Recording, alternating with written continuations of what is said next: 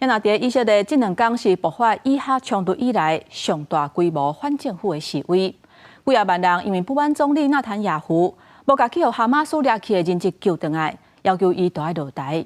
真侪人甲警方爆发冲突。迄一天，纳坦雅胡拄好要动对中的手术，伫开刀进前，伊讲伊一定会尽全力甲人质带回来。警方甲示威的民众互相堵塞，边仔有真侪人用身体伫咧动。几落万的民众聚集一日耶路撒冷国会大楼外口，反对政府，反对总理纳坦雅胡。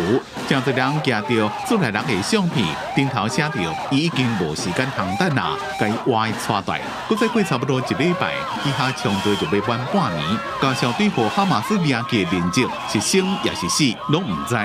If they are unable to do so, maybe someone else can do that. 总理纳坦雅胡一直讲会甲人质救出，不过一直到即马拢做袂到。轰炸巴勒斯坦，怕是哈马斯重要人物。去年11月有1礼拜停火，差不多一半人质被放出。不过国际调停想要甲其他人质带大煞失败，30月搁重新会谈，不过希望无啥大。伫即天，纳坦雅胡伫咧接受对中的手术进前发表全国演讲。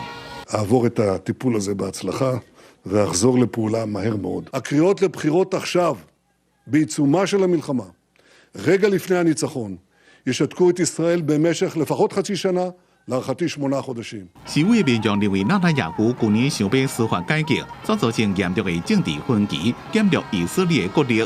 哈马斯才会趁这个机会入侵。有人认为纳坦雅胡破坏以色列甲美国的关系，而且即马又搁传出贪腐的丑闻，伊只可能注重个人的政治性命，唔是国家的利益。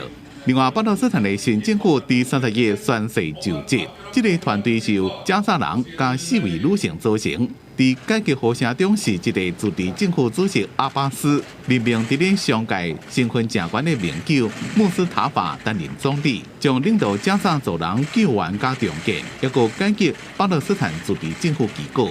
公司新闻黄文玲编译。